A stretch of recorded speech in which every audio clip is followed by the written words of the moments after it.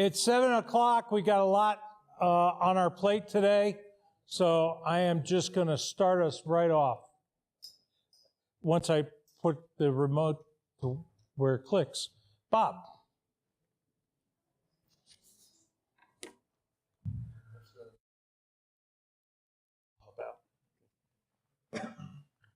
So, some of you may not know me because I see a lot of new faces. I'm Bob Disher. I am the chaplain for the district. I'd like to have everybody have a quick moment of silence for everything that's happened around the United States, around the world. New Orleans, Los Angeles, the Western Los Angeles County Council lost one of their best camps over this past week with the firestorms. A huge camp, so they lost it, a complete loss on it. So let's remember them. And then we had, today was a day of mourning for President Jimmy Carter. And real quick with him, the Carter Center released a statement that in lieu of flowers for President Jimmy Carter, requested that people do acts of service for humanity if they wish to honor his memory. So I thought that fit right in with what we do as Scouts. This year, the Catholic Pope Francis declared a Jubilee year. His wish is hope. So with that, everybody got a card today. If you didn't get a card, come see me. I'd like you to put down what youth feel hope is. And I plan on using that as part of my invocations as we go through this scouting year this year. So in his Jubilee, it's like this long. I won't go through the whole thing for it because you guys don't want to hear that much. One of them was, signs of hope are also needed for those who are the very embodiment of hope, namely the young. Sadly, they often see their dreams and aspirations frustrated. We must not disappoint them, for the future depends on their enthusiasm. It is gratifying to see the energy they demonstrate, for example, by rolling up their sleeves and volunteering to help when disaster strikes and people are in need. Yet it is sad to see young people who are without hope, who face an uncertain, unpromising future, who lack employment or job security or realistic prospects after finishing school. Without hope, their dreams can come true. Without the hope that their dreams can come true, they will inevitably grow discouraged or listless. I think that fits right in with our scouting. Let's look after the young kids that we've got and go from there.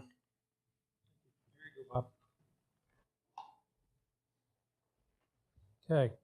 If you'll join me in the Pledge of Allegiance, please rise. Scout salute. I pledge allegiance to the flag of the United States of America and to the republic for which it stands, one nation under God, indivisible, with liberty and justice for all. 2. Scout sign, please join me in the Scout oath, law, and outdoor code. On my honor, I will do my best, do my duty to God and my country, and to obey the Scout law, help other people at all times, keep myself physically strong, mentally awake, and morally straight. The Scout is trustworthy, loyal, helpful, friendly, courteous, kind, obedient, cheerful, thrifty, brave, clean, and reverent. As an American, I will do my best, be clean in my outdoor manners, be careful with fire, be considerate in the outdoors, and be conservation-minded. 2. Thank you. You may be seated. Every time I say, and the outdoor code, I almost start with, as an American. So we do need volunteers. Welcome. We have some areas that are open. We need a finance chair. We need a district activities planning. Tim Davies has been acting it since he resigned. He's still doing it. And he really would like somebody to take over. And Tammy has stepped down from district membership support chair. So we do need some young blood, new blood. And if you know of anybody, please contact Bill Kohler, right here, or Ross Billows, right there.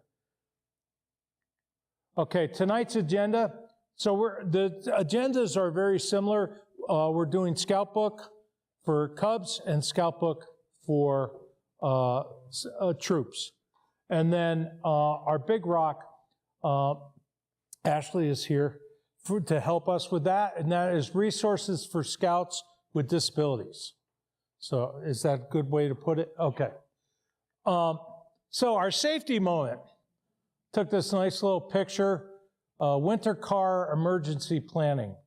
So John Dawson's not here tonight, but he and I were talking a little bit over email on this, and I just started thinking about it, you know, with the snowstorms and everything that's happened.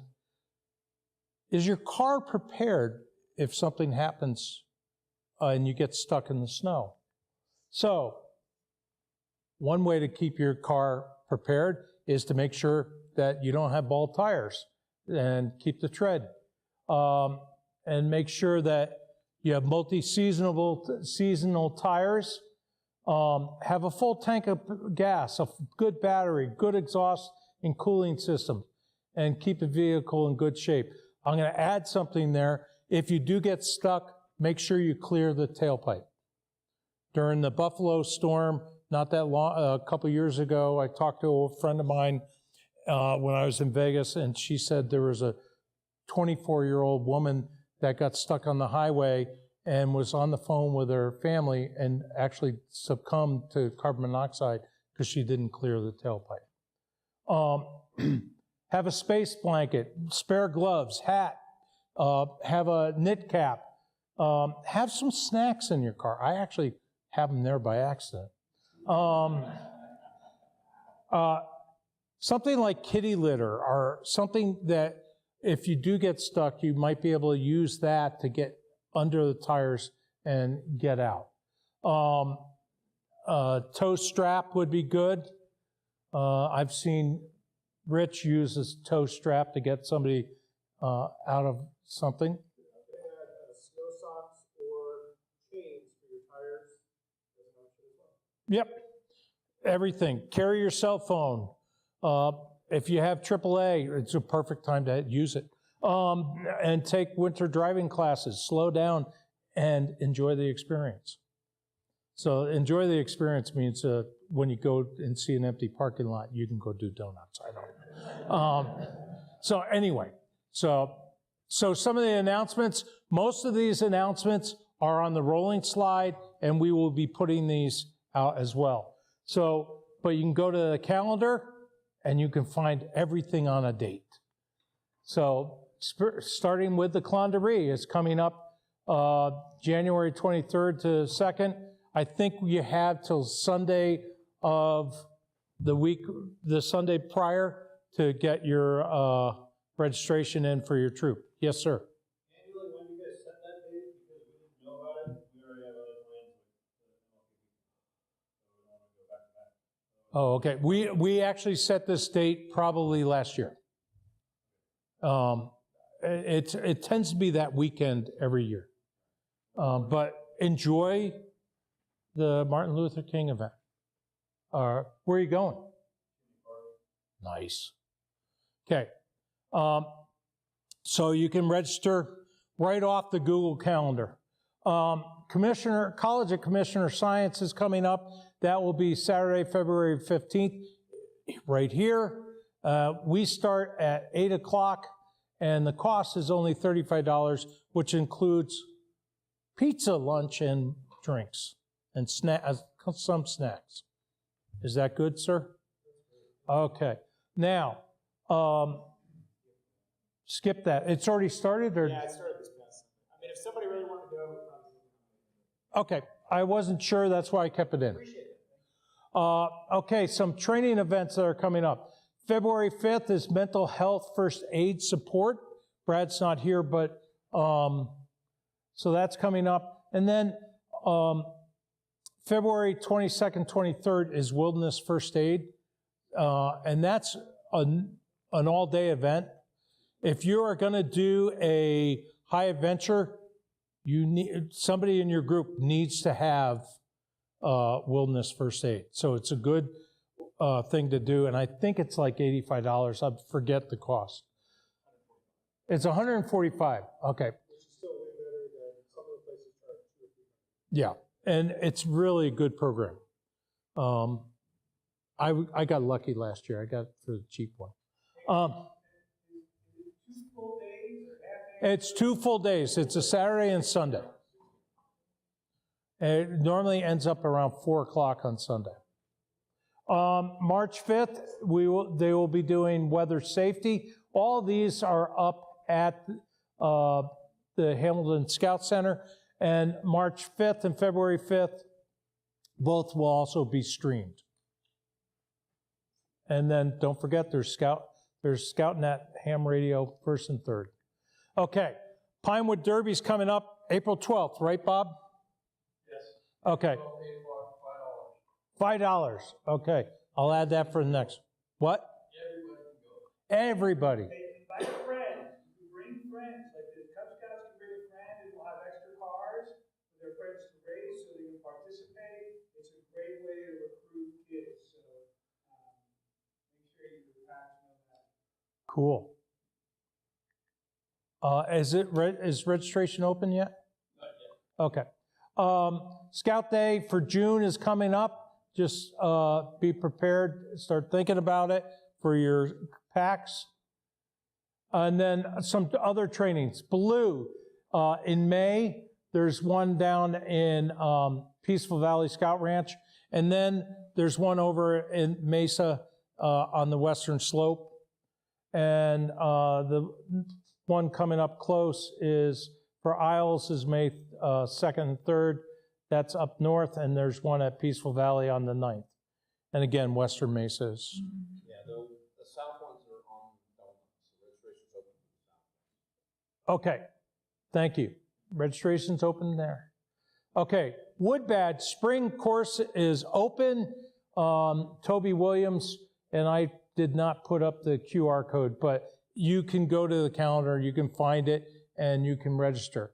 And if you don't know what Woodbadge is, see somebody that has stuff like this on I don't see anybody in their neckerchief, but it's hiding.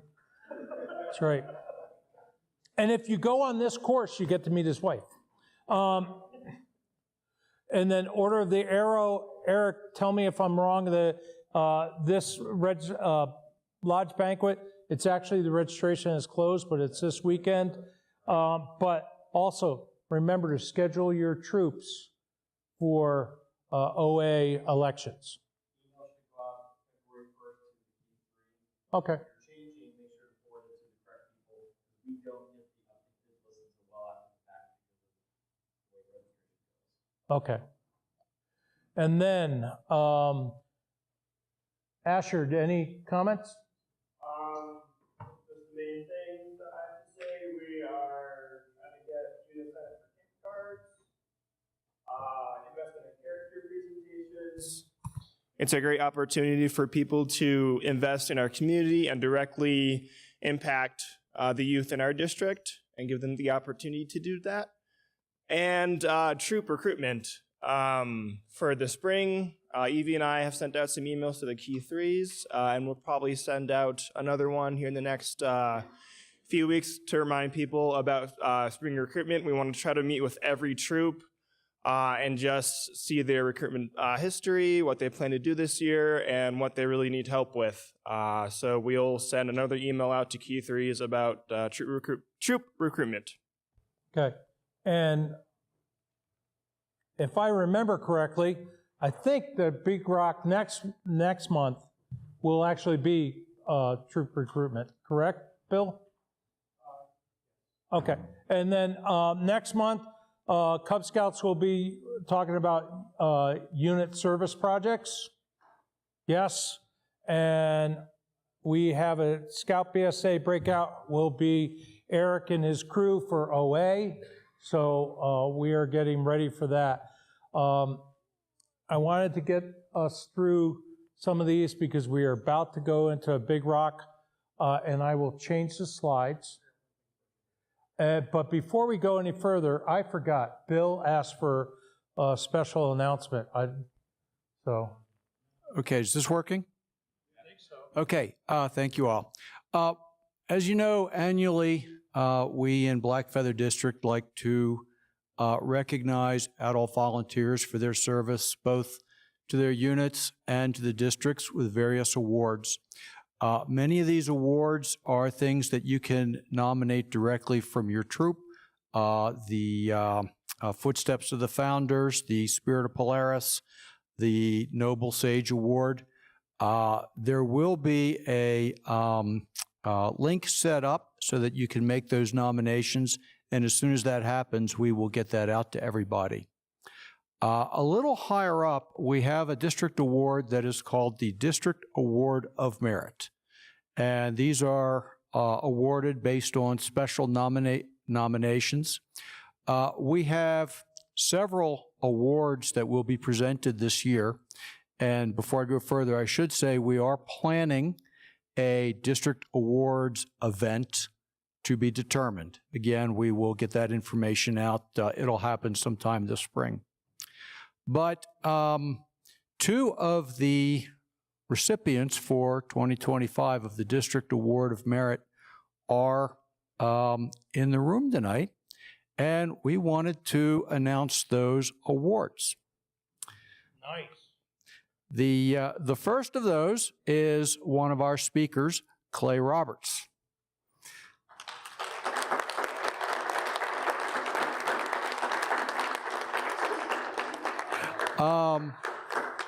Clay is being recognized for not just his service as Scoutmaster to Troop 363, but also his role on the Council's Disabilities Awareness Committee and a whole host of other service that he has done to camps and supporting Scouts throughout the district and throughout Council. And he was nominated by another individual in his unit, and we will be very pleased to present that award in the coming months. Congratulations, Clay. And our second recipient that I can announce this evening is our Cub Roundtable Commissioner, Jared Reese.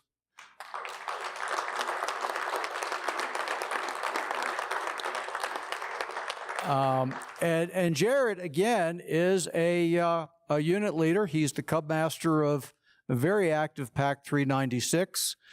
He serves, as you know, as our Cub Roundtable Commissioner. He also serves as the Ad Hoc Unit Commissioner for a number of our Parker units.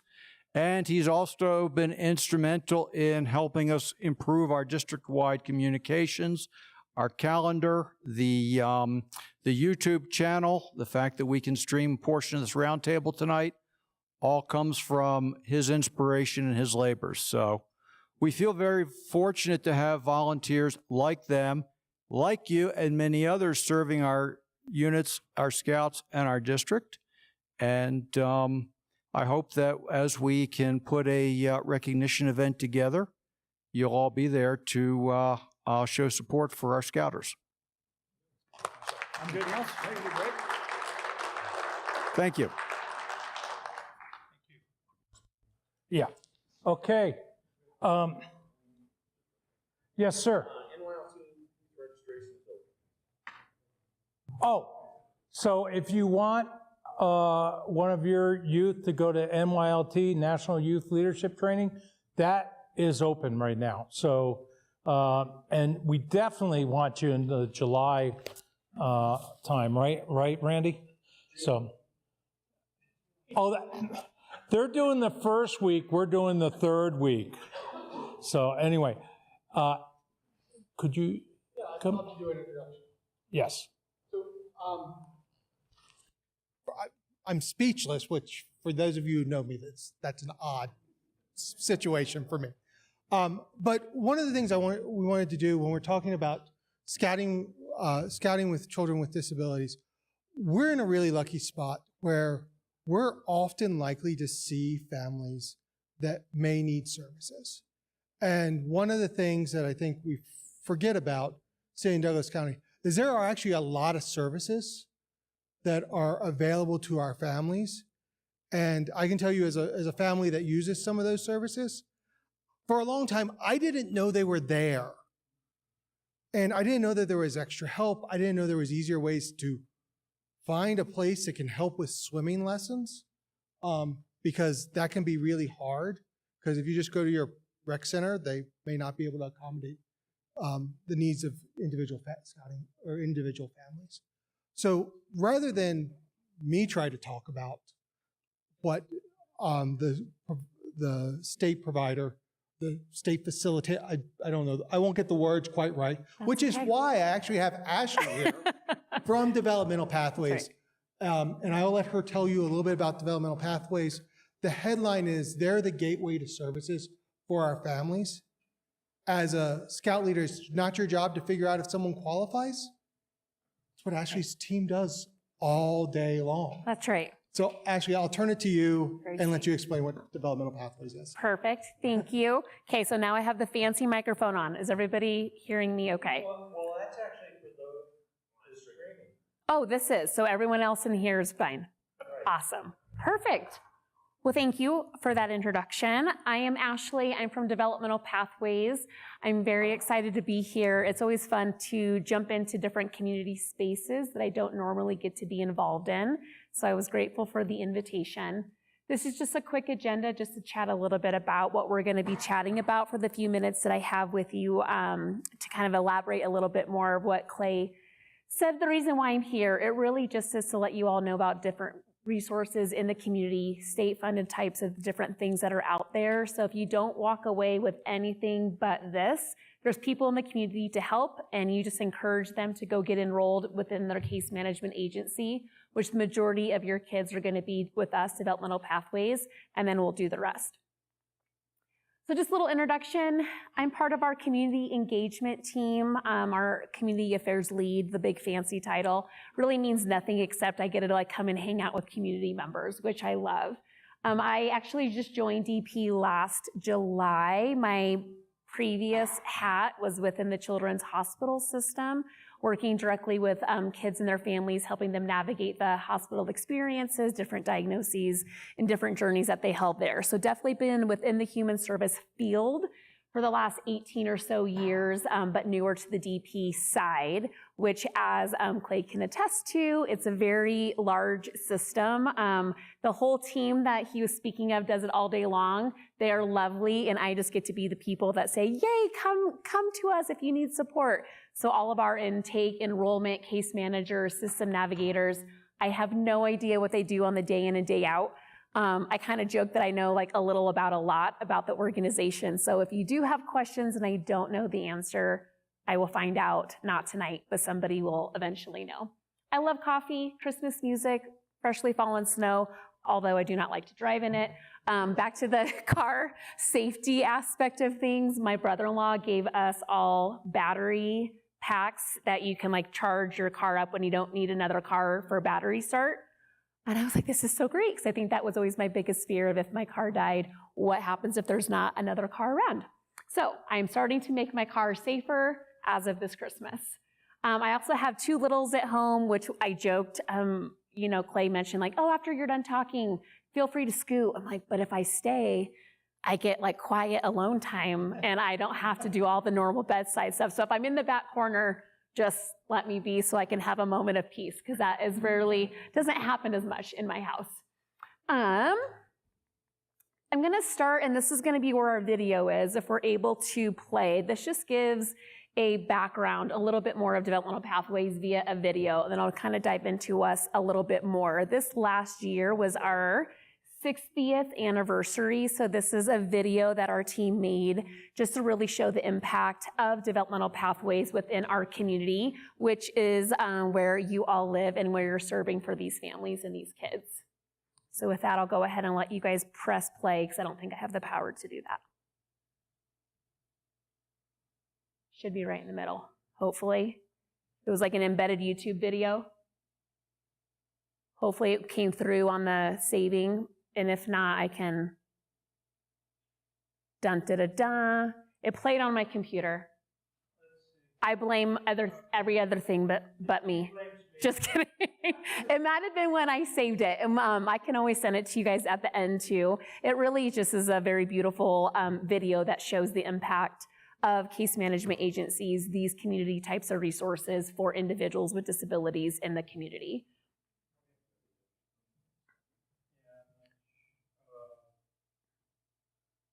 That's okay. It probably was different when I saved it, is my guess, on your flash drive.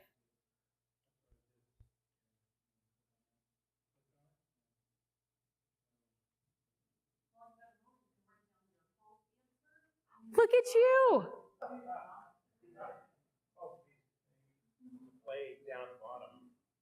I know, and there are some things down there, and now it all looks like a little bit jumbled. And if it doesn't work, it's okay. I did send the link separately in one of the emails over to Clay, so we can. I know everyone's thinking about their hope comment to make on their card. That's okay. I also don't want to take too much of your guys' time. That's okay. We'll kind of skip the video, and then in the link that I already sent over, then you guys can kind of watch it on your own time. It really just shows the impact similar to kind of what Clay was mentioning. When we don't know what things exist, we don't know what is out there to help our families. But developmental pathways, DP, we live in a land of acronyms. I thought the hospital language was like overwhelming and confusing until I got to DP. The very first week, I was like, oh, you guys need like a handbook for all your acronyms. And they like handed me one. I was like, oh, this is what you do and this is how you talk. So if I mention an acronym that you guys are not familiar with, just raise your hand because now I'm getting into their lingo. But developmental pathways, DP, we just celebrated our 60 years of service in our community. So we are the case management agency for Douglas County, which is the reason why I'm here, Arapahoe and Elbert. So a lot of the areas that you guys are helping and supporting and serving families in our youth.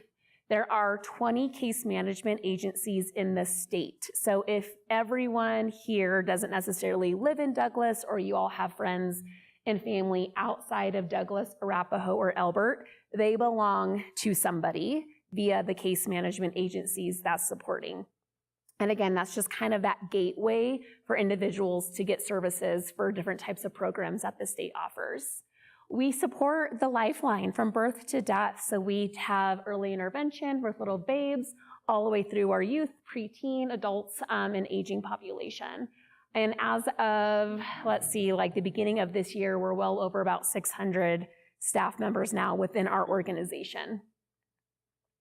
So prior to November of last year, if anybody had heard of developmental pathways, you may have assumed that we only supported individuals with intellectual or developmental delay, or the IDD community.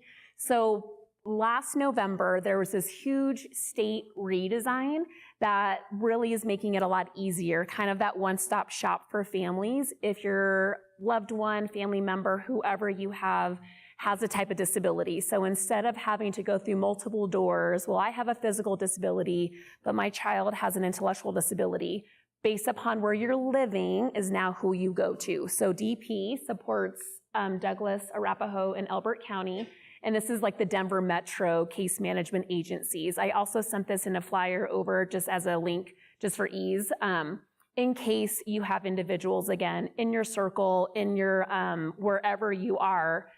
We exist, and we exist to help support people with disabilities in their community. Who do we support? Like I said, everyone along the age range. Individuals with intellectual developmental delay, children and adults, children with high complex medical needs, adults with disabilities, adults with mental health needs, adults with brain spinal cord injuries, physical disabilities. So when we're speaking of disabilities, like what does that mean? There's a whole gamut, different types of definitions based upon kind of what you're asking or who you're asking. In this context, if there is like a activity of daily living that you might need support with, or if, like I think of a lot of our kiddos that may be on the spectrum or have had some other types of diagnoses, that their IQ might be a little bit lower or their functional testing might be a little bit lower. Those are the different things that could qualify these kids or adults for different types of services. So that's like the team, right? The team will go through all of the state regs to figure out what, if any, programs individuals are potentially suited for or eligible for. We, as the kind of the team members who are interacting with these youth or the neighbors or the scout leaders, however you're interacting with your community, being aware that these things exist to might help is all I'm kind of asking of this group. Like, hey, you know what? There's resources in the community that might help your kiddo get funding to go to swim lessons. Hey, there's resources that, you know, your kiddo who has this OT really says a weighted blanket or different types of fine motor things or really helping them in therapies, but maybe the family can't afford numerous sets of them. You can go to your case management agency and see if there's funding to support some of these different kinds of supports. These are at no costs for families. So kids who are eligible, youth that are eligible, even adults on the kind of other end of the spectrum than the individuals that you guys are serving and supporting, no cost. These are state and federally funded programs that Colorado has put out there that we can tap into if an individual is in need of something. So the long-term supports and services, and I have a brief slide about it, the state of Colorado has 10 Medicaid waivers. So we all, or most of us, are familiar with the basic kind of state Medicaid plan. Well, the state of Colorado has these extra additional waivers that are like an extra set of hands to help support individuals to keep them within their community. I joke whenever I start speaking about these waivers with my pediatric language in the hospital, like to keep your body happy, healthy, and safe, right? If you can have a little extra community support to keep you independent, to keep you happy, healthy, and safe in your home, that is what these waivers are for, or that is what these additional supports or services are for. When we have our individuals who come to us and if they qualify for services, we are a case management agency. So we are that gateway. We are the people who to help, hey, this is what you're telling me is a need to help support you in your home. Let's say we have a kiddo who might be an eloper, so might be one who tends to leave their home. So parents are obviously constantly wide awake, always worried about them. What was that noise? Was that the door? Was that this? Clearly, a parent is never going to sleep. Let's give them a little bit of respite. If they have a kiddo, why don't we get them an alarm system, right? Like, why don't we get them the things to help the family thrive and that individual thrive to help support keeping them in their home happy, healthy, and safe? Those are the different kinds of programs that the case management agency can go and find and potentially put funding toward for individuals who might qualify for these services. Partnerships with other supports. Part of my job, right, is going out in the community to make sure individuals are aware that these exist, but sometimes get to spark curiosity and get to spark some really cool things. I had an individual, a mom who had her kiddo was diagnosed with intellectual or developmental delay type of diagnosis, and her kind of getting her own power back / her solitude was flowers. And then she started like growing flowers, and now she like has this beautiful organization that she goes to day programming and helps support other individuals by like helping them create different bouquets and almost like a supported employment type of a thing. And it all stemmed out of her solitude from her diagnosis, but then wanting to get back, and now it's kind of steamrolled into all these other really cool stuff. So sometimes just having the partnership or sparking the interest and making sure people are aware can turn into some really cool things. So we have a lot of programs at DP. I really was just wanting to give this group a really kind of brief overview of some of the different things that we have. And again, this is the state and federally funded programs. So Jefferson County or Denver County, all of those 20 case management agencies, we all are doing the same programs. We are all supporting people in our communities from these different types of programming. We have a few specific things that DP does that maybe Jefferson County doesn't, because we have very lovely taxpayers who say, yes, you can use our mill levy to support individuals with an intellectual or developmental delay. So we can utilize some of our mill levy funding or local programming in certain ways that maybe other counties can't. But there's a lot of different programs that, again, kind of supports that age range or that lifespan.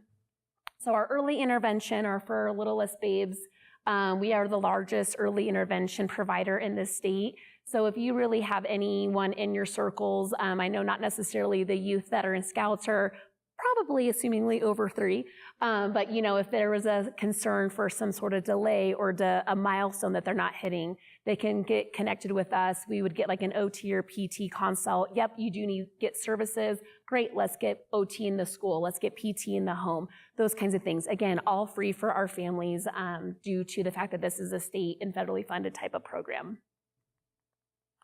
Here's where the acronyms begin. So I always have to write it down because I'm like, what does this mean again? So the COWL, which is the worst name, it stands for the Community Outreach Waitlist Program, and then the FSSP service, the Family Support Services Program. These are basically 2 very similar programs. One is a locally funded program, which is the Community Outreach Waitlist, which is a DP specific. Jefferson County may have something similar, I'm not sure. And then the FSSP service program, the Family Support Services Program, is the state-funded program. Both of these supports are for someone who may not be, I joke with, again, this verbiage, you're not like totally far, enough to need the bigger supports of the waivers, but if you can have a little bit of support in your family or a little bit of support for your loved one, then you might be a little bit easier to do certain things. So again, back to kind of that example of if we had a kiddo who needed constant supervision and the parents are like going bananas because they haven't slept, well, let's get a qualified individual in the home to give that family a much needed respite break. Or, hey, we have a kiddo that has a little bit of unique needs who's in an adaptive therapeutic camp, but brother really would like to go, but we just don't have the funds to do it. Maybe we can tap into the Colorado waitlist program that DP decided because we're going to utilize our funds to support the whole family. So these are just different kinds of things that these programs can do. This is like a small taste of the services. The waiver supports that I'll briefly mention are a larger kind of service base for families. But again, all things that are free, no cost to families if the individuals qualify. The community outreach waitlist is, again, it makes this such a weird statement because it's a poorly worded program title, but it's basically kids or families that are waiting to get on those waiver services. We really want to get families as much needed support as soon as they come through our doors as we can. The long-term supports that I'll be talking about in just a minute can take like a hot second to get through, kind of like 6 to 9-ish months. It's a bear. I'm looking at Clay, who's absolutely verbalizing. But if you think about the reason why, we have a lot of different type of kind of higher up stakeholders that we need to make sure that are, giving us tens of thousands of dollars from the state. We really want to make sure we're doing all of our appropriate testing and eligibility criteria for those other larger support programs.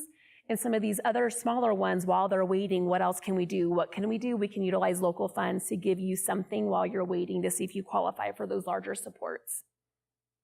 The state-funded program, the FSSP, does have a wait list, so that's more of like a most in need type of a thing. So if you had a family who had a kiddo that was like really struggling with a diagnosis or with a different type of a disability, coming this year, we're having a lot of changes in the waiver system to include much more mental health support, which I'm like really looking forward to, including social emotional disturbance types of disorders, which I really think is going to open up accessibility to a lot of families and a lot of kids a lot sooner, which is lovely.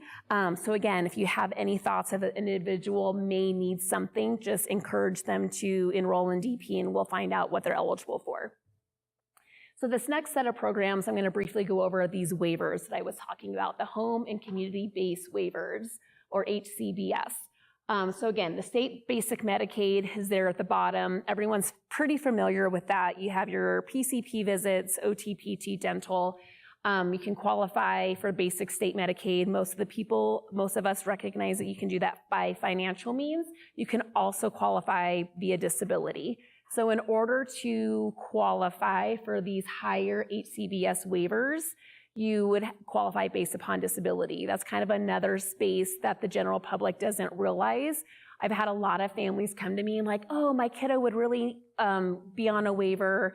This is their diagnosis, this is their functionality, this is their functional assessment that the test they did at school, and they tested really low, but I make too much money. I'm like, but your kid doesn't make any money. It is about the kid's income, not yours. Let's get you over to like Family Voices is a lovely organization, or Benefits in Action that can help families go through the Medicaid application process because it's so confusing. So it can also kind of shut out one little like, there's resources in the community, make sure your families are aware, but please do not let any family say, I can't get that support because I make too much money, because that is not true. There's ways to support your kid or your loved one or individuals in your troops, not worrying about the family's income. So this is just a lovely visual of how the state programs work. So if you qualify for the HCBS waivers, those highest in need, those 10 waivers that I was talking about that the state of Colorado offers, for that whole spectrum, mental health support, aging support, like the physical disabilities, you can qualify for everything underneath. So that's just how the state sets it up. So on those waivers, these are again kind of some of those different types of services, for examples, that they offer. So sometimes families are like, well, you know, I don't need this and I don't need this. That's okay. You qualify for this one specific waiver, and there's like 25 different things on there to help you become more safe, you know, happy, healthy, and safe in your community. So specialized medical equipment, things that insurance maybe won't cover, home modifications, respite care, doing things to your vehicle to make sure that you're able to get your kiddo and all of their equipment to and from safely. Again, back to like day programming or camps for your kids or camps for their brothers or sisters. Education video, support for parents, all of those different kinds of things. You know, you can't really fill anyone's cup if the parent cup is empty, and it's really like this crew. I felt this way similarly in the hospital. We're the eyes that sometimes the parents can't see if they're kind of underwater or they're struggling. You can kind of wrap yourself around them and make sure that they're aware of these other types of supports. As we have our youth and young adults kind of transferring more into adulthood, and some of our adults with disabilities, they're kind of like, oh, what other services would be there for adults? If you're on a kid's waiver, for example, you would like automatically qualify and kind of roll in on the adult side. But there's sometimes, a lot of times I have adults come to me and be like, gosh, this is my diagnosis and I'm functioning okay, but like now I've had this impairment or this accident and now I can't do X, Y, and Z. If you qualify for these supports, day programming or home delivered meals or homemaker type of services where maybe we just need someone to come in your home to help clean once a week or help you prepare meals, medication reminders.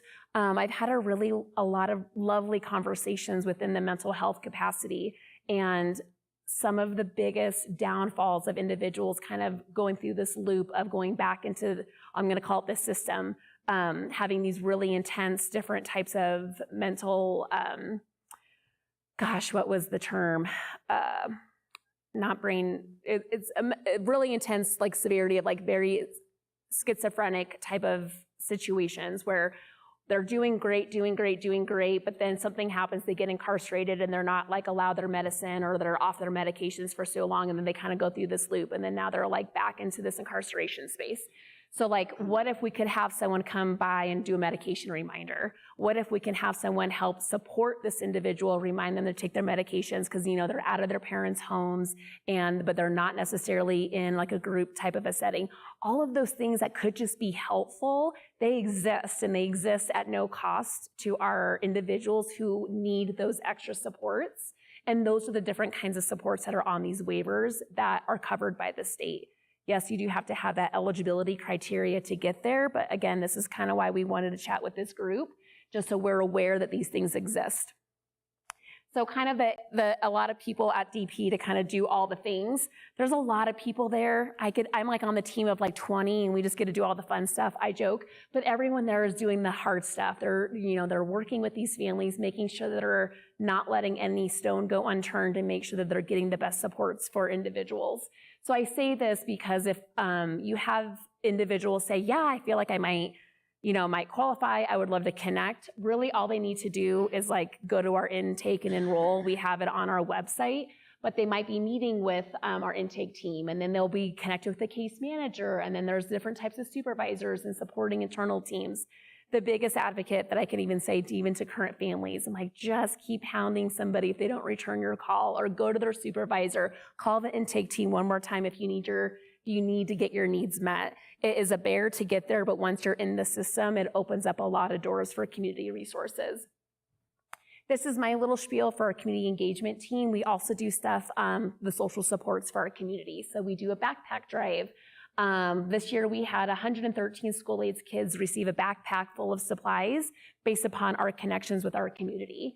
We did a Thanksgiving drive, which we've done every year, which was 169 families were able to have the full Thanksgiving meal be either delivered to them, or they could come to our office out there in Jewel to pick up. So they actually had Thanksgiving set for their family.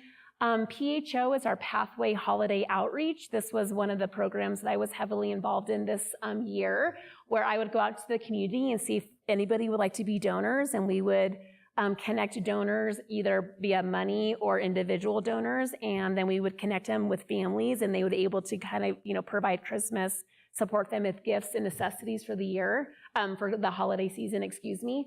And we had over 60 donors this year, and we supported 232 families, about 591 kids with Christmas, all within like a 3-week span. These families were nominated by our case management team that they could use a little extra support based upon whatever their circumstances are. So they got put into the system, and as soon as we had a donor say, yep, I want to help, we matched them, and then they kind of made this really fun, amazing holiday for a lot of our families. So wanted to put this in here as we do a lot of the other things within the community. I was noticing on some of your the trainings that you all are doing. We also do parent and caregiver trainings, early childhood trainings, and then kind of the outreach like I'm doing today. Our parent and caregiver type of trainings and early childhood trainings are like open to our community. So you can jump on our website, and if there's a topic that you're interested in, you can watch it. You can get a certification or a certificate for it. A lot of these sometimes are geared toward, like daycare type of settings and or families who are having kiddos in their home with different types of needs, and just kind of, how do you like toilet train? How do you sleep train? I would have loved that 6 years ago. Special needs financial planning, different types of classroom behavior management. So we're always looking for new topics to add to our list. So if anybody has an idea, or if you would like to see, or if you guys all want to join, it's just always like a Zoom little meeting. I think it's once every couple of months we host them. This is just something, again, to try to make it really easy for you all. If this is something that you are feeling in your brain that there's a family or a kiddo that might need a little extra support, you can encourage them to connect with us. You can ask their permission, if you have their permission, to go ahead and fill out a referral on their behalf. That's totally fine as long as they're aware it's happening, because it's really awkward when we call them and like, hey, this is Developmental Pathways. We heard you might need services. If you go to our website, it's this new intake and enrollment. You can just kind of go and click through it. It really has very preliminary information, name, age, what you're thinking of, why they might qualify, and the best phone number for our intake team to get a hold of. It's after that first call, that's when we would need like diagnoses or medical information and kind of more of the thicker stuff. So it doesn't have to be a lot of information right away. So like so much information, a lot of random tangents, anything burning that I can maybe answer for you besides the fact of like, oh, that's a lot, and you talked too fast, and now I'm gonna go sit in the corner so I don't have to go home and be a parent. Well, before you sit in the corner, thank you very much. Yeah, you're welcome. We really do appreciate You're it. welcome. You're so welcome. It was kind of nice. I knew one of the kids when I was looking and go, I know her. Does anybody have any questions? I was gonna say, I know it's a lot. It's a lot, Okay. a lot. Ross, you're first. So I kind of live this because I have an intellectually disabled son. Okay. And so I kind of bring this up because as a parent, we were clueless. So we really were. And we didn't get plugged in until recently. My son just turned 20 in December. Okay. And so I get where you left off was kind of what I wanted to just bring up, because I think we can assume that the parents know what's going on and they know what's out there and what they can do. My son was in Children's Hospital from the time he was like 18 months old, going through occupational therapy and speech therapy, and we were with the special needs program in school, and we didn't figure this out until I got him a job. I didn't get him a job. He got a job at King Soopers, but I got him an interview. Yeah. And they're like, well, does he have a job coach? And we're like, what's that? Yeah. And then all of a sudden we started to dig in and find these things out. But I guess my point is that I think we can assume that the parents know how to navigate this, and we don't. So how would you coach us or recommend a scout leader approach a family about this type of situation? Yeah, such a great question. And I think you all are going to kind of know how your families run the most, right? Like, you know, you might be able to be a little bit more blunt with or a little bit more soft. I think the bigger kind of picture would be, hey, I'm kind of noticing this. I'm curious, do you guys have any extra supports at homes or in the school? And you can even call it the, you know, I really want to make sure that we're doing the best we can to help Johnny learn or be engaged in this group, because here's some of the different things I'm noticing. As a parent, I think that would give me the like, oh gosh, well, this really works with his OT, or this really works with, you know, if I, you know, like, oh, on his IEP, this is what it listed. And then I would think those would be my cues as a potential scout leader, be like, oh gosh, oh good, so you already have some school supports. Have you connected with your case management agency? And assumingly, just to kind of on your experience, you know, what is that? Because I agree. 18 years working within the hospital setting, and granted, I knew my little hospital wall resources like the back of my hand, and it wasn't until I left that, you know, and I loved everything about children's, but I'm like, man, like what happens to our kids when they leave us, and how do families like function outside of here, especially a lot of my, what I lovingly would call, you know, our frequent flyers, like, and how are they being successful in school, and what do those parents, what do those teachers need from the parent in order to them to be successful? Pediatrician wise, even with my own kids, I was like, hey, like if I did need a referral for like child find for like early intervention stuff, like what do I do? She's like, well, why do you think you need that? And I was like, oh, and I would list off like why my kid wasn't quite talking yet. And it was like, but I'm like, oh, but I know that, but the typical parent wouldn't, but that was my profession. So I encouraged her. I was like, you guys need to start asking more of these questions, not just on the little questionnaire that you do once a year, right? And so I think in your roles and the way that you are interacting with youth, you can absolutely say on my I'm observing this. I want to make sure I'm doing the best for your kid. What else is helpful for them? And kind of open the door that way. And again, I think you guys know your families much more than it would probably go a little bit more organically depending upon how they kind of just interact in general in the group. But yeah, it's a kind of a touchy subject, and the best that we can do, right, is encourage and educate, and you can kind of like, oh, just go to this website. I'm just kidding. But yeah, no, a lot of transition fairs, I get parents coming to me like, oh, I should have done this a long time ago. I'm like, well, there's never a not good time, but I think kind of, you know, like as our youth gets older, supportive employment, day programming, those different kinds of things, like, you know, after transition, like, you don't want them just sitting in someone's basement after they're out of that school system. And if college isn't for them, or maybe if a different type of path isn't for them, and what different kinds of supports can we do, a job coach or different types of trainings to help them feel supported, that's what we would want for our kids regardless of their ability. Great question. Yeah, thank you. Appreciate that. Yeah. So I went through this with my son maybe 9-ish years ago, although we were through RMHS. I don't actually know why, because we always lived here. But well, pre-case management redesign. Oh, it was. Yeah. Okay. Well, we were always, so DP was always Douglas, Arapahoe, and Elbert, but up until the redesign, we only supported like our IDD population. But you as a client could potentially choose. Okay. It's like a whole mess. Well, that's fine. So we were put there through our physician, the pediatrician or whatever. Is that the typical way that one would get into your kind of services? I know on your previous chart you said, yeah, you know, you call us or whatever, but then we need actual evidence. Do people typically go talk to their pediatrician and then they find you, or is it they start with you and then? It's kind of a hit or miss regardless. To become eligible, for eligibility criteria, there's a lot of testing involved, or diagnoses, which then involves a medical type of diagnosis. You don't have to have those first, but I would say things go faster if you already have them. So, but on the flip side, it doesn't hurt to get started with intake, but it would be one of like the catch-22 if you go through intake and let's say like you don't, I would say both are fine, but it's helpful to have some of the backing of why do you think your kiddo or whoever your loved one that you're supporting would qualify. If we end up in that position where we're having that conversation with that family, it might be also a good idea to ask, hey, have you talked with the kid's pediatrician about any of this? And I think you pull in all the supports. Pediatrician, the school setting, right? Like, where is this kiddo at when they're not at Scouts? Where is this kiddo at when they're not at school, right? Like, there's so many other entities that hit our kids and support our kids and are helping us all like raise our children in all these different facets. So I think that would be a totally appropriate, like, hey, here's what I'm noticing. Have you chatted with the PCP? Have you chatted with school? What would be the most helpful?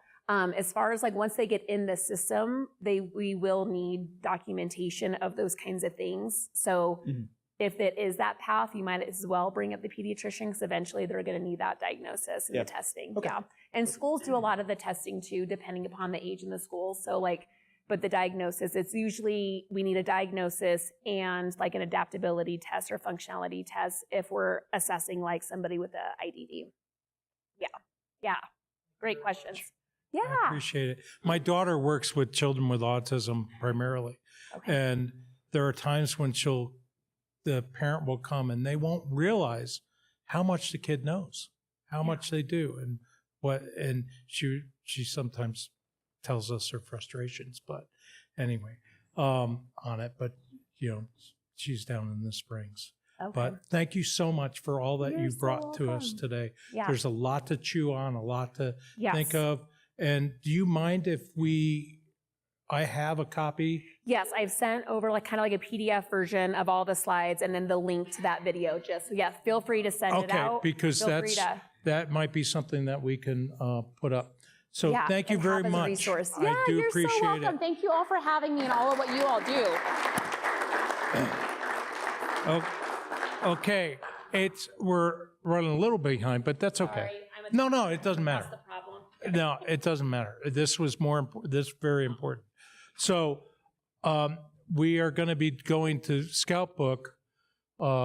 Jared, are you doing it in there? You're doing it in here. Scouts BSA will stay here. And I think I found out why the video didn't work is because they changed the password. So I don't think I was on anything right away. So we will give us 3 minutes and we'll be ready to go with Scout Book for Scouts BSA here.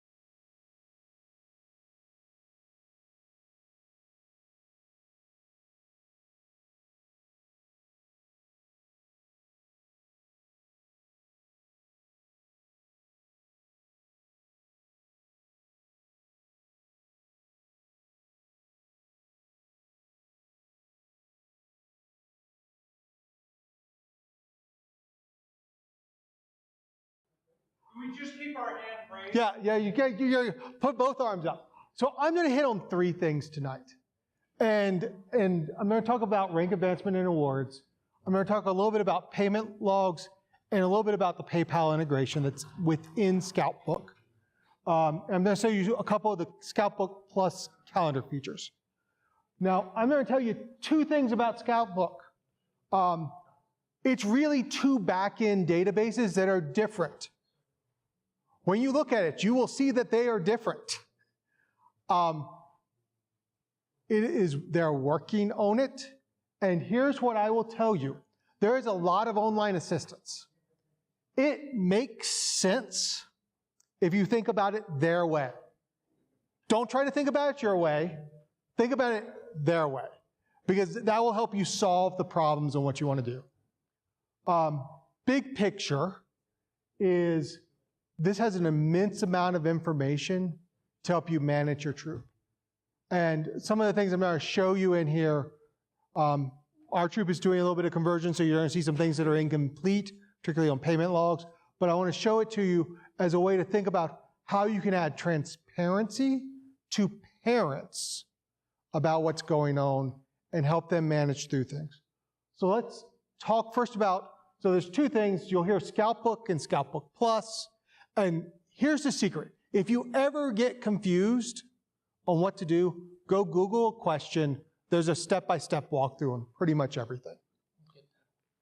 Oh. So this is what rank advancement and awards looks like. So, and what I've done, because Scoutbook for tonight, what I've done is I've taken screenshots, because if I was trying to run this on Scoutbook, because people try to access it during the evening when we're in Scouts, it's going to take longer to load because it's on a web server. And that's about the extent of my technical back-end knowledge. Someone who works in IT can probably tell us more. But one of the things that's really phenomenal is you can go in and you can enter, if you worked on parts of a canoe in a merit badge class or in a scout meeting, you can go and do a quick entry. So there's a quick entry place. You can enter rank requirements for everyone was there, mark it recorded in there, to record an update for their scouting log. You can do the same thing if you're a merit badge counselor and you've signed up the scouts in Scoutbook and you did requirements 1, 3, and 7 during a meeting, you can go and auto-populate that.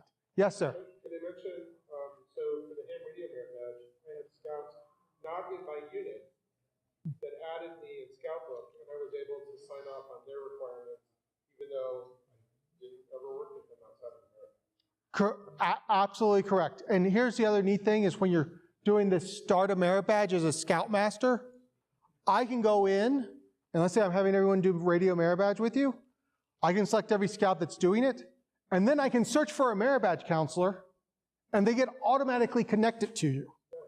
So it's yes, sir? I believe so. It may also be an advancement chair privilege. So I will tell you, like, one of the things that you will find a little wonky is the way permissions are set up. It's done intentionally so people can't delete things, parents aren't approving things. It's designed to work with the scouting method. We just recently changed the guide to advancement about changing whether or not Scoutmasters have to sign off before Scouts start on merit badges. I will leave that to each troop to figure out how they're going to manage that, but that's a minor tweak. But you can enter all this information. It makes a really good record. I don't know that it's a replacement for actually the physical signed scout book, but it's a really good electronic record. So this is my son. You can see everything he's earned thus far. So there's a few places I haven't redacted because it's my family. But here's where it gets super interesting. When you start talking about these percentages over here on what they need to do. So if a parent wants to know what's signed off, in addition to looking at the book, they can go into here if you're keeping it up to date and say, this is what they need to do. So the scout can do the same thing though as well, because the scout has access to scout book as well. They can look at what they need to do. It's another tool for them to know where they need to get their advancement and rank requirements. Yes, sir?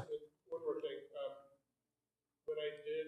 Scoutmaster conferences when I was a Scoutmaster, I used to sign up in a book, and then I changed to signing up in Scoutbook. And then it's just sort of automatic, and everything is done. Yep.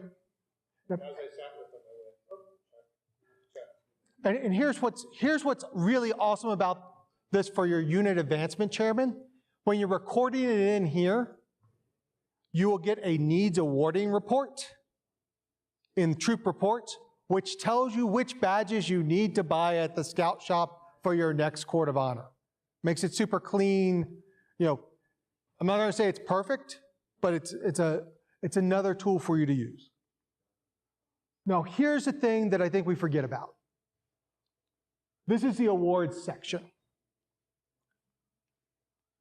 Now, the percentages on the awards are also something, if you're keeping track of it in here, and I'm going to talk about camping nights and other things as well, but if you're keeping track of it in here, it will tell you, at least give you a hint, that maybe your scout has earned the National Outdoor Achievement Award for camping, or are on their way for aquatics or adventure or whatever it happens to be. They're in the path to get those awards. Because I can tell you, I forget about them. You know, the National Scout Ranger Award, you know, that one's an easy, that's a cool one to give. It's an easy one to forget about. I'm really focused on the National Outdoor Achievement Awards. Those are easy to forget about. This is a place to help you keep track of it. Because it's not like it's in the Scout book where it's easy to follow and track. And they're all in there. So before I go home from rants, I'm going to go to troop payments. What's your question? This is Scout book. So this is the tan screen. The other one's the red and white screen. We're going to get to that when I'm talking about calendars. And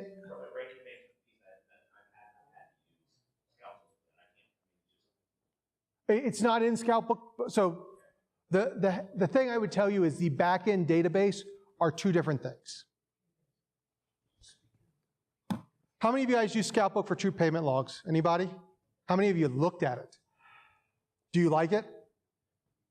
Our treasurer puts it in and she says, look at it, and that's how much you owe us or what your balance is, so that's nice. Yep. So I know some troops use spreadsheets. I know some troops just collect money in advance. There's different ways to do this. Troop payment log's really interesting because it provides it can provide a lot of transparency. We're doing a transition to this for my troop from another vendor because as we've changed, we found this is better. So I'm going to talk first what it can do for you from a troop committee point of view. It can show you, it can mirror your bank account so you can understand what's going on. You can see your total cash, how much you owe people, how much people owe you. So in this example, there's no money in the bank account. I have one camp out in here, so we'll end up seeing one scout who we credited his family for buying the groceries, and everyone else owes a few dollars for it. The neat thing about this is where it gets really exciting. You can enter any number of different types of payments, a credit from the unit, a payment from a scout or an adult, a charge from the unit, and you can go through and you can assign them to an expense that was generated. You can do a variety of different things in here, play around with it, figure out how you do accounting best, but it's pretty clean from that perspective. But here's where I get excited. When you go to the troop payment log, so each of these black boxes, minus me at the very bottom, is an individual scout. Very top scouts, family bought the groceries. We credited him. You'll notice it's minus, so the entire cost of the meals for 11 people for a camp out were about $180. Everyone owes $17. Now, here's what gets exciting. So you can then go in and see where the credit and the charge are. Now, here's what I find exciting for me. So you can go sign up just like you do for a bank account with like a PayPal for PayPal. So just under your charter agreement where you agree to sign up for bank accounts, your chartered organization does that. You do the same thing. you can link your PayPal account to that, and it's your troops' PayPal account, not your personal PayPal account. So don't do that. You get if you do more than $500, there's extra tax reporting. It's a headache. Don't do that. But the neat thing about this is when someone's in the negative, it generates that little button up there where if you can still pay with cash, you can still pay with checks, you can still pay with any number of other things, but you can also have families click on this button and you can decide if you want the troop to absorb the fee or you want to charge the fee to the family for the PayPal transaction. They can pay the troop. It auto-populates. Moving really fast here just because I know we're late on time. Any questions on this? People seem bored. I find finance fascinating. Okay, let's talk about calendars. This is Scoutbook Plus. This is what everything's going to go to. This is what Cub Scouts has gone to. We're not quite there yet. Our back end's a little bit more complicated. This is a really neat way to manage a calendar because it does a bunch of things for you. First, it gives you a calendar. You can download this calendar through these little links over here by patrol, by troop, and put them into your Google Calendar, put them into your Apple Calendar, put them onto your website, however you want to do it. But this is a way for all parents to have access to the calendar without logging directly into Scoutbook. They can also log into Scoutbook. I recommend they do that. I'll talk about a little bit why. But you can, so this coming Saturday, Troop 363 is volunteering at PAC 396 Pinewood Derby. I can put in the when, the where, the event type's a little wonky. You don't get to pay. There's like 7 choices. You don't get to pick what they are. They're decided for you. One of them's other. You put in where you can put in a Google map, Pinewood Derby, and then you can do event reminders, and it's going to send emails to everyone you invited. So 2 weeks before, 3 weeks before, one went out today because it's 2 days before to remind people to go and RSVP. And back up, and over here on this on your far right, you're going to see RSVP. That's where you can confirm, where parents can confirm for their own scouts. And you as an adult leader, if you click down on this expand collapse, you can see who's RSVP'd, yes, no, maybe. Maybe it just means they haven't responded yet. So, yes, sir. Yeah, I don't know if they've done it. It's been a long time since I've used it. One of the needs that we had was if somebody could belong to more than one group. So they had a patrol within the troop, but they're also a part of, say, the Starlight Eagles Patrol that does special activities, or OA, and to have calendar that's based on that. Is that available, or? Yeah. So there are different ways you can classify people. I believe is yes. Just before you can only be in a patrol. Yeah, I believe so. Okay. I haven't had that need, so I don't know. Like I'll own that. Now here's one of the things I love about this because I like to be able to track how many service hours and how many camping days, particularly for my report for OA eligibility. At the end of each camp out, you can go in, you can put in who attended. Secret is you go to add all, you unselect everybody, you hit instead of select, because everyone starts off selected, hit select all, unselect everybody, and then just click the people that were there if you invited. But you can record your how many days everyone got camping, how many service hours everyone did. If you did a hike, how many miles you went hiking, and you can get some really clean reports. It's tied to each individual scout so they can see that information. Super powerful for you guys for just making sure you keep those records. Show you a little bit more RSVP. So once you're done with an event, so the checks are whether they came, but sometimes people RSVP yes and they don't actually show up. You can actually toggle it the other way, just so you know who was there. I know some troops that do this for troop meetings. They have the scribe go through and do that. I don't do that, but I think that's a question of how you want to track that, right? There are different things. Different things are reporting to different troops in different ways. So just super powerful to give you reports and information about how you get there. I'm going to show you how you create an event just very quickly as we're moving through this.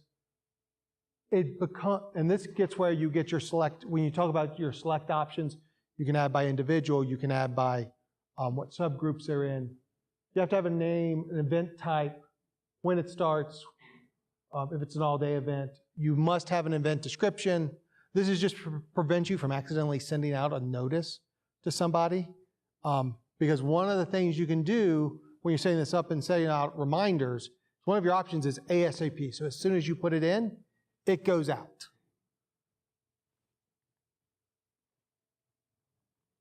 You're always going to start off with disabled event reminders. You can have up to 4 of those. So figure out the math that works for your communication in your unit. Also, you can require permission slips, require RSVPs. I always recommend that, unless it's something that's standing like a troop meeting where you're not overly worried about it. Secret is going in and tinkering with it a little bit, quite frankly. The first 5 or 6 times I've used it, it confused me. It took me some time. You're not going to break anything. Worst thing you're going to do is send an email to somebody and then you have to delete it and they'll be upset that they got 1 extra email. So it's pretty clean. I have it set up so we can go through and like sort of try different pieces. For the point of this conversation, I wanted to show a bunch of things before I went in and tried to do like live walkthroughs, only because Scoutbook will take time to load. So move to discussions, questions, any place where people have, does anybody have any neat tricks they like about it? So how do you get to Scoutbook Plus? So Scoutbook Plus, back up. I'll tell you how I get to Scoutbook Plus. Scoutbook Plus was going to be Internet Advancement 2.0. Yes. Yes, Internet Advancement 2.0. Here's how I get to it. I log into Scoutbook. I go to my troop website. I go to my website where it says that, where it's in yellow on upcoming events. I click on that. And it's going to route me to Scoutbook Plus. Because I'm using it primarily for calendars. There's other reporting in Scoutbook Plus. There's a lot of other features in all of this. But that's how I get there. And I don't know if you mentioned, but with the calendar, what was really great was signing up on your phone and having stuff just pop in for, What was great about the calendar was signing up on your phone and having stuff just pop up as, okay, I have to go to this, I got to do this or whatever on your phone instead of having to sync up, which was really nice. I don't know if you can still do that, but. Yeah. So even better, so this is the top of the calendar. If you scroll down on the same page, you get to this. I can import calendars for the entire troop, individual patrols, and load it into my Google Calendar so I can just see it as well.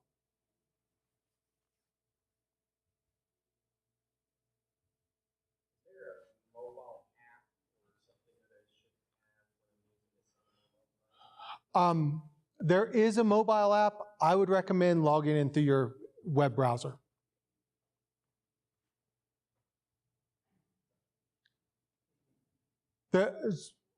Remember, a lot of what we're doing is a volunteer organization. So I'm not going to claim I know the underlying intricacies of it, but I'm pretty sure they don't have the same number of engineers that Google or Amazon have programming on this. Yes, sir. I did have one other tip, is that, you know, as parents and scout leaders, especially when you wind up in Scoutbook Plus, the top right of the screen, don't forget to choose which profile you're acting as, because you'd be like, I swear it was there. I thought I saw this. Where is it? It's because you're in the wrong profile. Yep, no, that's so you have like merit badge counselor profile and leader profile and parent profile. So that's my that's my tip. Or the other thing to remember when you're, in addition to profiles, if one child is in a pack and another child is in a troop, or if you're like me and my son is in a troop and my daughter's in a different troop, guess what? If I don't go to the right one, I'm like, I thought I had something going on this weekend. Yes, sir. Don't know if you mentioned it. Also, not just calendars, but archiving the scout, that might have been an issue. Is that changed? Like, when they leave the troop, from what I understand from my home unit, they want to archive all of that information because they may need to pull from it later or something. And there were some issues around that. I conveniently do not have an answer about archiving scout information or how they roll off. That's in particular, I think that's going to be a little bit more complicated with how we're re-registering scouts. So I just don't have the. And I think my home unit went to like another solution because of that need and a couple other things that they've been using Scoutbook forever, but it's not ready yet for some things. What I will tell you is I've not found a perfect solution, because I figured if we found one, there'd be one, we would have just bought it, right?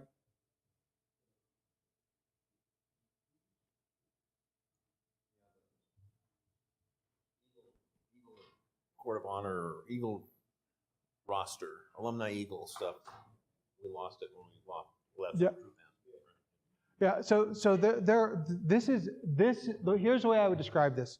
This is really good for managing your current active scout troop, right? That would be the headline.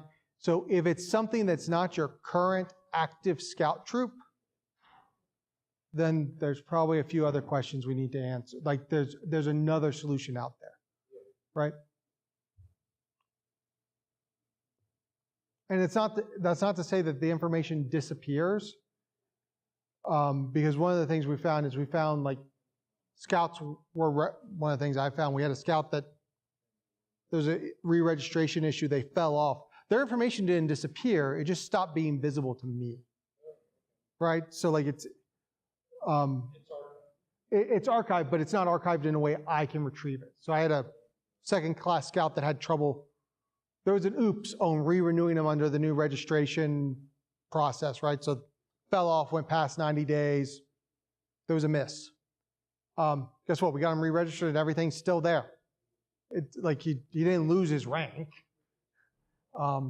because of that.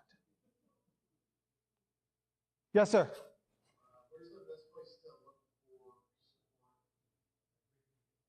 Where's the best place to look for support for like when your unit is rechartering and you've done everything you can, you think you have your payment and it's still getting notices on Scoutbook saying, hey, you're about to expire, but we've already done it? My recommendation is call Jeanette, because she seems to solve everything that I have a problem with. Mike Ober. I know this year with recharter, I think we're all learning. And like I'm still chasing about, I can tell you I have scouts that I'm absolutely certain that are on a recharter and they haven't yet. I'm chasing probably a half dozen scouts from that. The other thing is to remind parents that they will be getting emails through this. We did a transition from one program to another to this because the other program had as many issues. But you can also send emails through this process. You'll need the send the message feature to put like bolds and underlines in. You're going to learn a little bit of basic programming as you're doing it. It's not as hard as it sounds. It's not as scary as it sounds, but you can do that. You can send short text messages as well. But if people don't have their information updated in the system, if I don't have your address, I can't get you a message.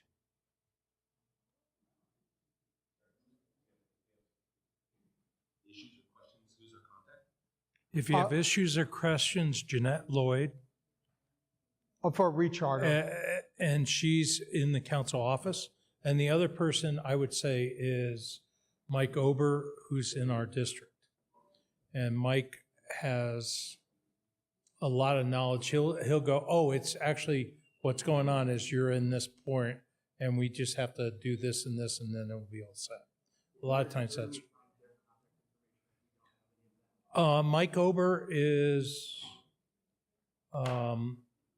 Jeanette, you can just call on the, I think it's jeanette.lloyd@scouting.org. And Mike Ober is michael.ober@mit.edu, I think. Oh, that's it.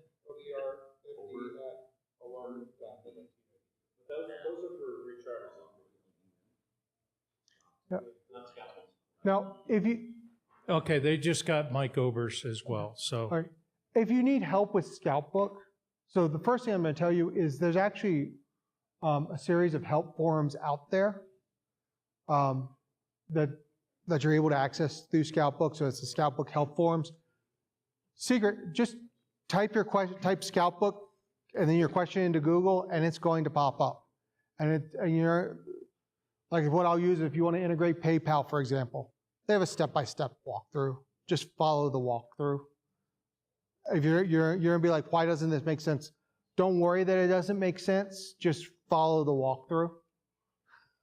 One thing that I wish Scout Book had that our troop was using Troop Master, and back in the day it was Pack Master before Scout Master started, Scout Book started, was the Eagle Roll of Honor.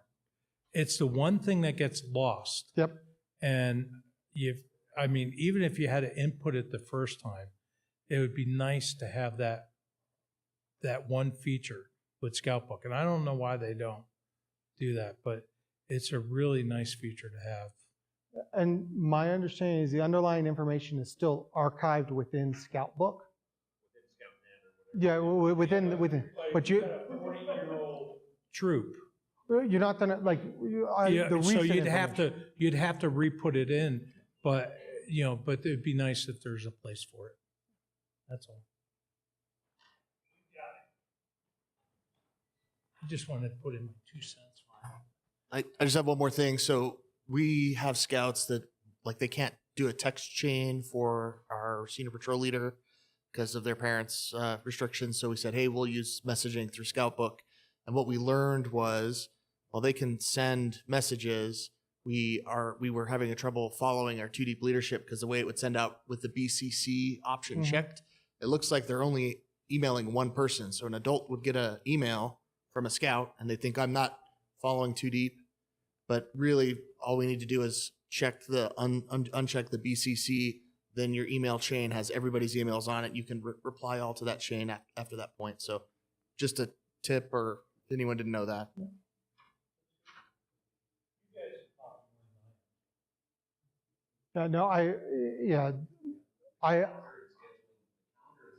Events is the calendar and scheduling events is pretty quirky. I mean, it's very particular about how you have to get things done, even with sending out reminders for sending out a notification of an event. Like you have to check the box for send out notification immediately. So there's definitely some quirks to it. Yep. About how to make sure that things get sent out immediately so that you can get RSVPs for your events. Yeah. So the thing I always remind everyone is you start with it disabled. So like an event reminder is right down here under the event location. So here's what I would tell you. Here's why I like that. I'll just tell you why I like it. If I'm typing something in and I want to make sure I got it right, or I want to put a placeholder for something and I'm not quite ready to, I can do that piece of work and come back and send out that notice in 4 months or later. I can also have that notice. For example, we got organized for summer camp back in October. So the first notice went out December 1. I have another notice going out February 1 for summer camp. Like it's that long, but I put a placeholder for summer camp when I thought it was going to be back in October because I helped manage the calendar. And that made my life easier. And if anyone was going and looking, they could see it was TBD but we weren't quite ready to like start taking RSVPs yet. So Learn to do, you were talking about formatting and spell checking and some of those things and how that's not a feature here. What I've started doing is going into Microsoft Word and use, or whatever, Google Docs or whatever you use for a word processor, type in there, and then you can copy and paste. You can bring it from there and copy it and paste here. It is so much easier to use that way. wholly agree. Wholly agree. I'm not going to say this is perfect, but I'm going to say, unless you're going to go out and use whether it's Troop Track or Troop Web Host or Troop Master, or there's a couple others, and each one of those has their own quirks too, right? Like I'm not saying the thing that I think that's really good for troops on this is, compared to the other ones, unless you're already integrated with this is free and readily available. So if you don't learn the quirks of something that's already out there, this gets you a lot of the counting and a lot of the other things in a place that's continually being updated to match our program in a different way. So like, So, but from an advancement perspective, it's once you figure out the tricks, yeah, and especially when coming back from summer camp, when you get that data dump, that CSV file, you can really quickly import, like a group import of all of that stuff from summer camp, and it takes no time at all. and you can, I can tell you, I get the CSV file, I like to manually go through it. And you can even manually into it, take some time. Right. But that's my preference because I make sure I know if anybody missed anything. I do the same thing. Right, like so. 100%. Does anyone else have the issue when you do wind up on the Scout Book Plus side, that every time you get there, it says you're not using the latest Scout Book Plus, refresh? Yes. So that's a cache issue.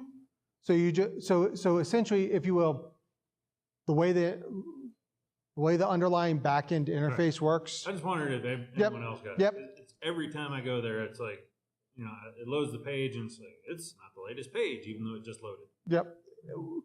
Right. Yeah. So just hit refresh. That's common in how they're managing the calendar on the front end. Running late. I'm sorry, I was waiting for Jarrett to be done. No, okay. But this is helpful.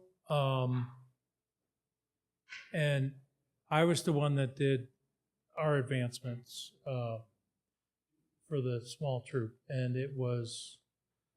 I put everything in Troop Master because I needed to have it there. And then I'd turn around and put it in here. And boy, I was doing double duty quite a bit. So this is nice that it's not double duty. It was actually, I think, developed, if I remember correctly, Scout Book was developed by somebody here in Colorado, in Long Peaks Council. Yeah, Fort Collins area. And so there's a couple quirks, but they're working on it. I still really want that Eagle Roll of Honor. Can you tell? No, not at all. We had 100, how many? 106? Something like that. 105, 106, something like that. So anyway, so Clay, thank you. Anytime. I know we put you, he was ready to do this last month. And then we said, no, it's next month. He's like, oh yeah. So we were thankful. But anyway, so as we end, should we do our Scout benediction? Sure. We can do it from there, I guess. Everybody rise.